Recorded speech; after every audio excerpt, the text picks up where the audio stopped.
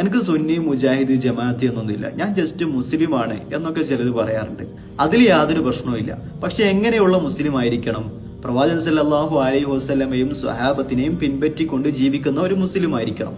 അവർ ദീനിൽ എന്തൊക്കെയാണോ പഠിപ്പിച്ചു തന്നിട്ടുള്ളത്, അവരെന്തൊക്കെയാണോ ചെയ്തിട്ടുള്ളത്, അത് മാത്രം ചെയ്ത് ജീവിക്കുന്ന ഒരു മുസ്ലിം ആകണം. അപ്പോൾ ഒരാള് അള്ളാഹും റസൂലും ദീനിൽ എന്തൊക്കെയാണോ പഠിപ്പിച്ചു തന്നിട്ടുള്ളത് അത് മാത്രം ഫോളോ ചെയ്തുകൊണ്ട് ജീവിക്കാൻ വേണ്ടിയിട്ട് ഒരാൾ ശ്രമിക്കുകയാണെങ്കിൽ നബിദിനം, അതുപോലെ തന്നെ മൗലൂദ്, റാത്തീബ്, അതുപോലെ കുത്ത് റാത്തീബ്, നാരിയത്ത് സലാത്ത്, കബറുകൾ കെട്ടിപ്പോക്കൽ, ദർഗകളിലേക്ക് സിയാറത്ത് ടൂറുക തുടങ്ങിയ കാര്യങ്ങളൊക്കെ ഒഴിവാക്കേണ്ടി വരും. കാരണം പ്രവാചകൻ സല്ലല്ലാഹു അലൈഹി വസല്ലമയും സ്വഹാബത്തും ഇതൊന്നും നമുക്ക് മാതൃക കാണിച്ചു തന്നിട്ടില്ല.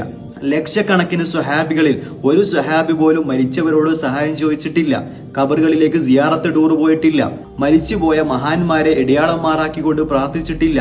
അപ്പോൾ ഒരാൾ തീരുമാനിക്കുകയാണ് പ്രവാചകൻ സല്ലല്ലാഹു അലൈഹി വസല്ലമയും സ്വഹാബത്തൊക്കെ അള്ളാഹുവിനെ മാത്രമല്ലേ വിളിച്ച് പ്രാർത്ഥിച്ചിട്ടുള്ളത്, അവർ ഒരിക്കൽ പോലും മരിച്ചുപോയ ആളുകളോട് സഹായം ചോദിച്ചിട്ടില്ലല്ലോ, അവർ ഒരിക്കൽ പോലും മരിച്ചുപോയ മഹാന്മാരെ ഇടയാളന്മാരാക്കി പ്രാർത്ഥിച്ചിട്ടില്ലല്ലോ. ഇതൊക്കെ മനസ്സിലാക്കിക്കൊണ്ട് ഞാൻ അള്ളാഹുവിനെ മാത്രമേ വിളിച്ച് പ്രാർത്ഥിക്കുകയുള്ളൂ, ഞാൻ മരിച്ചുപോയ ഒരു മഹാന്മാരോടും സഹായം ചോദിക്കില്ല, ഞാൻ ദീനിൽ കടത്തിക്കൂട്ടിയിട്ടുള്ള ഒരു കാര്യങ്ങളും ഞാൻ ചെയ്യില്ല, അതിന് ഞാൻ നിന്ന് വിട്ടു നിൽക്കും എന്ന് ഒരാൾ പറഞ്ഞാൽ അവനെ വഹാബി എന്ന് മറ്റുള്ളവർ വിളിക്കും.